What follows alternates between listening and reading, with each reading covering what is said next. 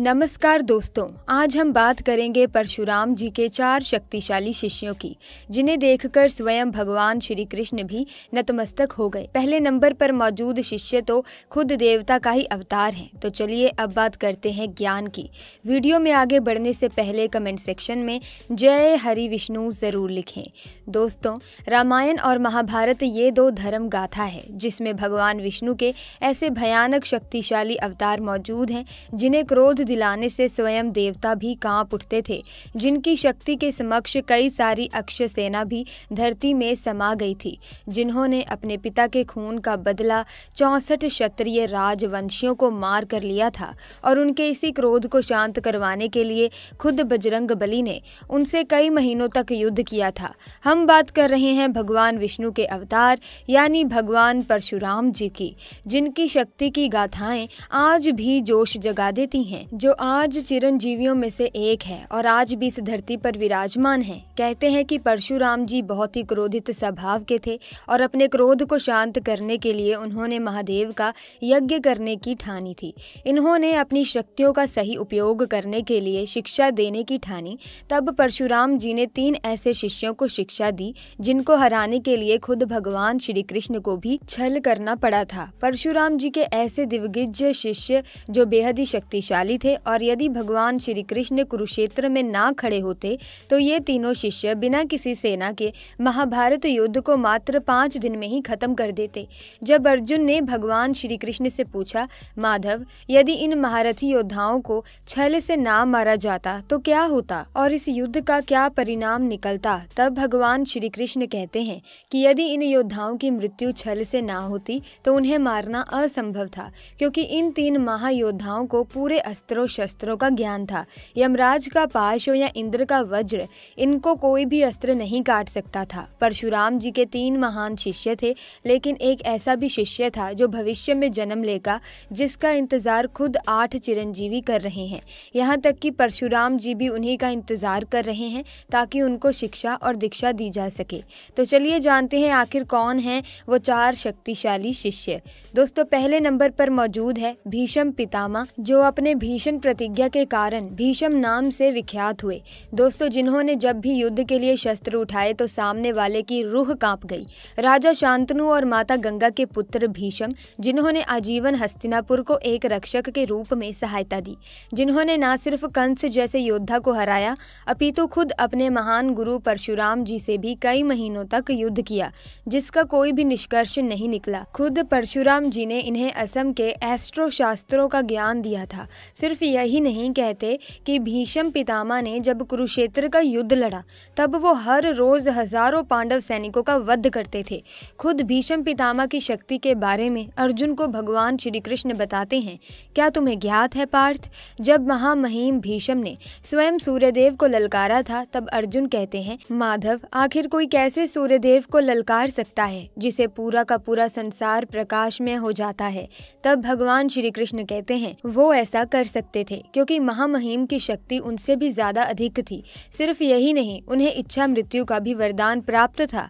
और कहते हैं कि पांडवों को उन्होंने अपनी मृत्यु का रहस्य बताया था, जिसके चलते ही जल्द ही पांडवों ने उन्हें बाणों की सैया पर लेटा दिया। और इस तरह महाभारत खत्म होने के उपरांत सूर्य उत्तरायण हुआ और भीष्म पितामह संसार को छोड़कर चले गए। अब बात करते हैं परशुराम जी के दूसरे शिष्य की, जो बेहद ही शक्तिशाली थे। वो कोई और नहीं बल्कि खुद पांडव और कौरवों के गुरु यानी गुरु द्रोणाचार्य थे। कहते हैं कि गुरु द्रोणाचार्य के पास इतनी शक्ति थी कि यदि वो अपने धनुष को छोड़कर युद्ध करते तब भी वो पांडवों की आधी सेना का विध्वंस कर सकते थे। दोस्तों, वो भी सिर्फ अपने हाथों के बलबूते पर। देखा जाए तो गुरु द्रोण भी कई सारे अस्त्र शस्त्रों के ज्ञाता थे। उनमें इतना बल था कि वो अकेले ही कई राज्यों को जीतने की क्षमता रखते थे। उन्हें भी गुरु परशुराम जी से कई सारे असंख्य अस्त्रों शास्त्रों की प्राप्ति हुई थी। द्रोणाचार्य ही दोनों तरफ की सेना को ज्ञान देने वाले गुरु माने जाते हैं। उनके पास हर अस्त्र को चलाने का ज्ञान था। इसमें नारायण अस्त्र, पशुपति अस्त्र और ब्रह्मास्त्र भी शामिल हैं। वैसे तो युद्ध में गुरु द्रोणाचार्य को सीधे तौर पर पराजित नहीं किया जा सकता था। तब भगवान श्री कृष्ण ने भीम से कहकर एक अश्वत्थामा नामक हाथी को मरवा दिया और हर तरफ ये खबर फैला दी कि अश्वत्थामा मारा गया।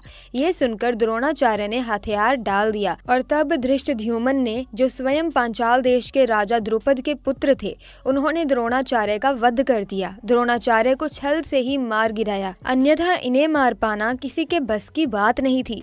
लेकिन अब बात करते हैं परशुराम जी के तीसरे शक्तिशाली शिष्य की और उनके सबसे प्रिय शिष्य की। तो ये कोई और नहीं बल्कि सूर्यपुत्र महारथी कर्ण थे। दोस्तों, कर्ण ने भी भले ही परशुराम जी से झूठ बोलकर शिक्षा ली थी, लेकिन उन्हें परशुराम जी का सबसे प्रिय शिष्य माना जाता है। यदि वो पांडवों के पक्ष में होते तो इस युद्ध में भगवान श्री कृष्ण की कोई आवश्यकता ही नहीं थी। स्वयं अंगराज कर्ण ही लाखों अक्षणीय सेना के बराबर थे।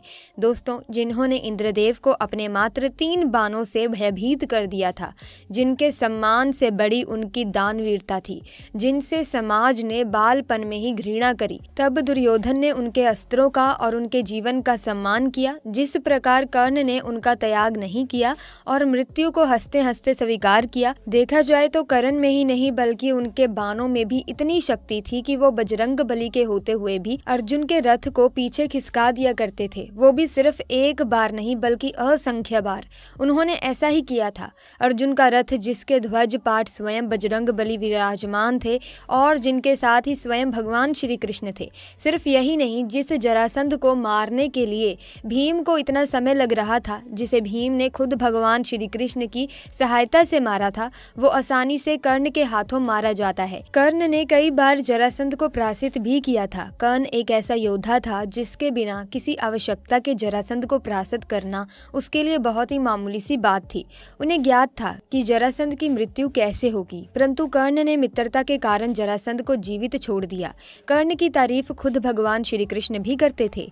वो जानते थे कि कर्ण बेहद ही शक्तिशाली है और उन्हें केवल और केवल छल की सहायता से ही मारा जा सकता है। कर्ण बचपन से ही सूर्यदेव के आशीर्वाद स्वरूप मिले कवच और कुंडल के साथ जन्मे थे, जिसे छल का सहारा लेकर खुद देवराज इंद्र ने निकलवा लिया। अगर युद्ध के समय वो कर्ण के साथ होते तो शायद कर्ण को हरा पाना किसी के भी बस की बात ही नहीं थी। लेकिन कहते हैं कि कर्ण की मृत्यु के पीछे एक श्राप था, जो स्वयं उनके गुरु परशुराम जी ने उन्हें दिया था। जब उन्हें पता चला कि कर्ण ने झूठ बोलकर शिक्षा ग्रहण की है, तब उन्हें विद्या भूलने का श्राप खुद परशुराम जी ने दिया। सिर्फ यही नहीं, कर्ण ने परशुराम जी से कई सारे शक्तिशाली अस्त्रों शास्त्र का ज्ञान प्राप्त किया था, जिससे उन्होंने समय समय पर उपयोग भी किया। लेकिन अंत में वो अधर्म की राह पर चल पड़े थे, जिसकी वजह से उनका भी छल पूर्वक वध हुआ। अब बात करते हैं परशुराम जी के आखिरी और सबसे शक्तिशाली शिष्य की, जो खुद एक भगवान होंगे, जो स्वयं भगवान श्री कृष्ण का 10वां अवतार होंगे। दोस्तों, हम बात कर रहे हैं कल्कि अवतार की। श्रीमद् भागवत गीता में ये वर्णित है कि इस अंबाल क्षेत्र में एक ब्राह्मण के घर कल्कि अवतार का जन्म होगा, जिनके गुरु कोई और नहीं बल्कि 8 चिरंजीवियों में से एक और इस धरती पर अभी भी मौजूद स्वयं गुरु परशुराम जी होंगे, जो उन्हें शिक्षा दीक्षा देंगे और उन्हीं से उन्हें प्राप्त होंगे कई सारे असंख्य अस्त्र शस्त्र। दोस्तों, कल्कि अवतार के बारे में तो हम सब जानते ही हैं। कलयुग के अंत में स्वयं कल्कि पुरुष राक्षस को मारने के लिए भगवान विष्णु 10वां अवतार लेंगे, जो कि कल्कि अवतार होगा और उनके गुरु स्वयं परशुराम जी होंगे। ऐसा माना जाता है प्यारे दोस्तों कि जब कलयुग अपने चरम सीमा पर पहुंच जाएगा, तब श्री हरि विष्णु जी कल्कि अवतार लेकर कलयुग का अंत करेंगे। उसके बाद फिर धर्म की स्थापना करेंगे। कल्कि अवतार आज भी लोगों के लिए एक रहस्य है। ऐसे में हर कोई जानना चाहता है कि भगवान विष्णु अपना कल्कि अवतार कब लेंगे, कहाँ लेंगे, उनका रूप कैसा होगा, उनका वहाँ क्या होगा। ऐसे तमाम सवालों के जवाब श्रीमद् भागवत गीता में मौजूद हैं। भगवत गीता में भगवान श्री कृष्ण ने कहा है कि जब जब धर्म की हानि होती है तो अधर्म और पाप का बोलबाला होता है, तब तब धर्म की स्थापना के लिए मैं अवतरित होता हूँ। तो यही थे परशुराम जी के 4 सबसे शक्तिशाली शिष्य। इनमें से आपको सबसे पसंदीदा शिष्य कौन लगता है, कमेंट सेक्शन में ज़रूर बताना।